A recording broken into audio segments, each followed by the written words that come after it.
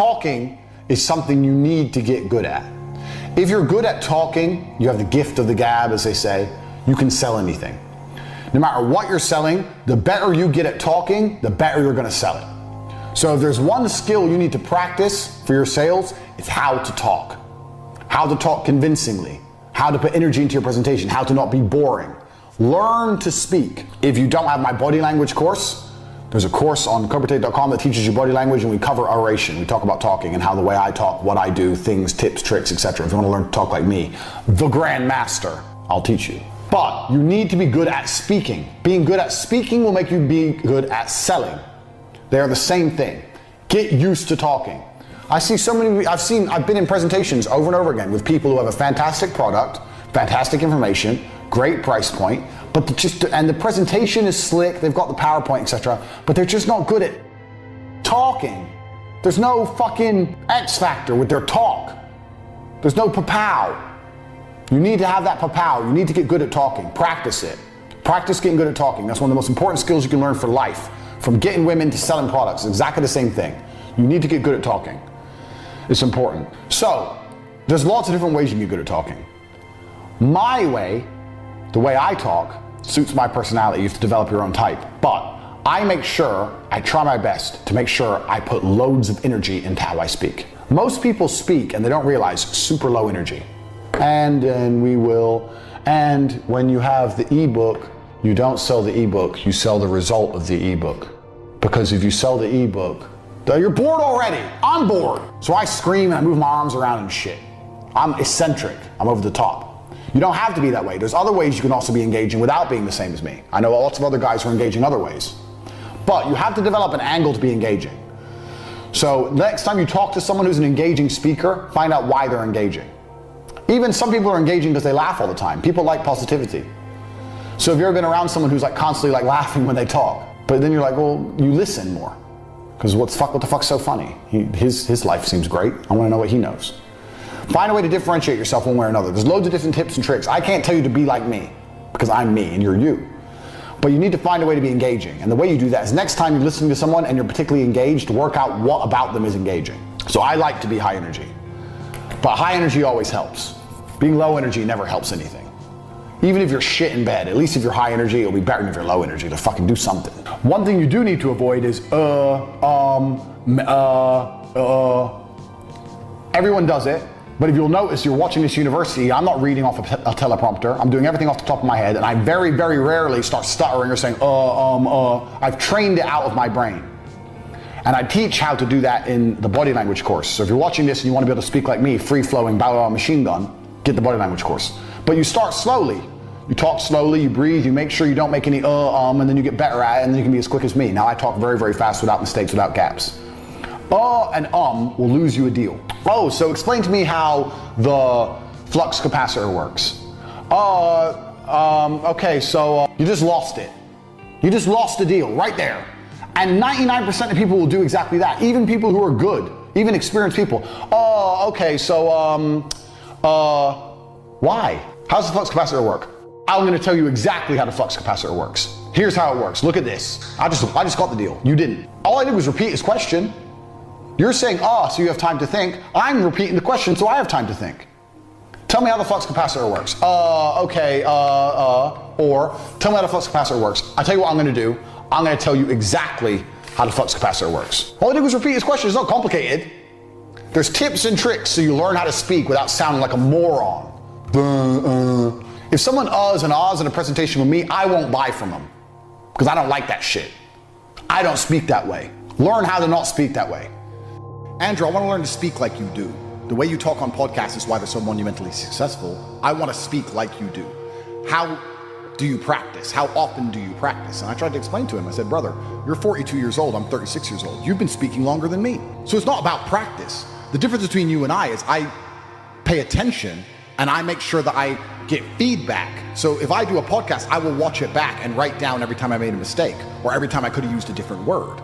I will sit there and actually analyze my work to get better. You reflect. I reflect. If you don't reflect and you just speak, you stay shit. And how about communication? Who'd you look at? Were you always a good communicator? I can see you being a great communicator since you were 14 years old. I was pretty good, yeah. Okay. Who did you look at and say, that guy's good, but I think I can, do it better? That's a good question.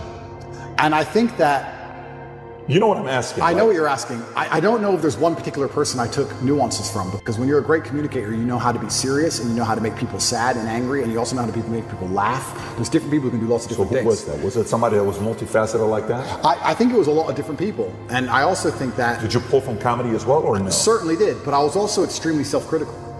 I think that's where a lot of it comes from. I'll watch this podcast back 15 times. I will notice every single time I made a mistake. Just then I said I'll watch twice. That was a mistake. I will watch this back 15 times and I will identify every single error.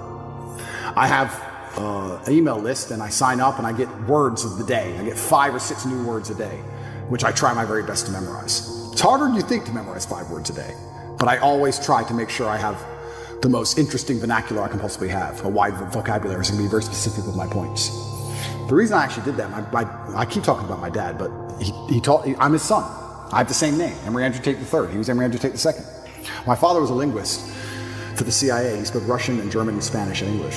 And I think I've told this before. Back then, when they needed someone who spoke Russian, they would take a Native American and teach them Russian. Nowadays, we have a bunch of Russian-speaking allies. You can go to Estonia, Latvia, Lithuania. They're all NATO and just get a Russian speaker.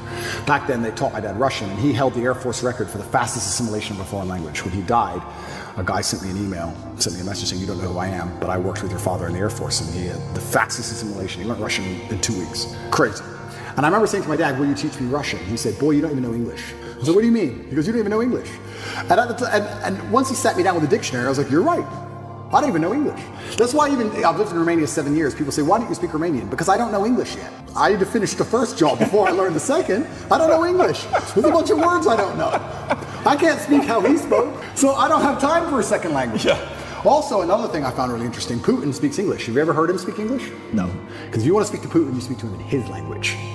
You speak to me in Russian. And I reply to you in Russian to you. I cannot be misunderstood or misconstrued. I don't make a fool of myself. You can't get me on some vernacular trick. I speak my language, and I also prefer that also. I speak English, that's what I speak. If you want to speak to me, you speak to me in my language, so I will win the debate always. Who'd you look up to outside of your dad? I look up to lots of people. I'm talking specifically younger age, not today. I'm talking 16, 20, 25, that age. Not today. It's a good question.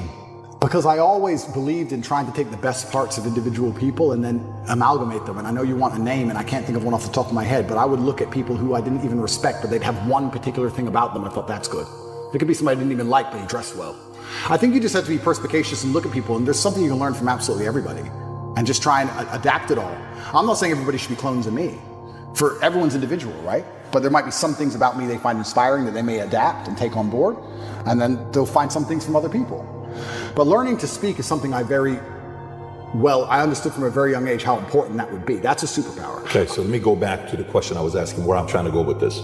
So I asked the question, I said, imagine the 20-year-old that's watching this, that's saying, "No, Tate, don't give me the answer for anybody can create, contribute to society. I'm not that guy. Talk to me like I'm one in a million. Talk to me like I'm one in. So if I'm willing to give 20 years, 30 years of my life to one way to go up to make true positive impact in America, my country, in the world, what should, don't talk to me like everybody else. What the standards, what should I do? What angle should I do? Okay, so first things first, you need to be worthy of respect. And you're going to be worthy of respect through having things which are difficult to acquire. So first things first, the basic things, you need to be very focused on trying to make money, because people listen to you when you have money. They just do. Secondly, you need to be in fantastic physical condition, because when you're in fantastic physical condition, it cannot be bought. It must be earned, and people know that. When you're in, I don't know about you, if someone walked in to sell me something and they were obese, I would not trust them the same as if they were in fantastic physical shape. Because I'd say, I don't think you have dedication and heart. I don't think there's something about you that I just wouldn't trust you the same. So fantastic physical condition and money is the first thing. The second thing, whatever your ideas are, you need to learn how to communicate them. Speaking is a superpower in and of itself. You need to become a fantastic communicator. You need to be comfortable in all realms of communication. You need to be persuasive. You need to be comfortable arguing. You need to be good at debating. There's a lot of people out there in the world who have ideas that they can't even project into somebody else's mind. How are you gonna rule the world with that? How are you gonna get your ideas out there and make an influence if you can't make other people understand exactly what you think? That's the first thing. Second thing, once they understand exactly what you think, you need to make them agree with what you think.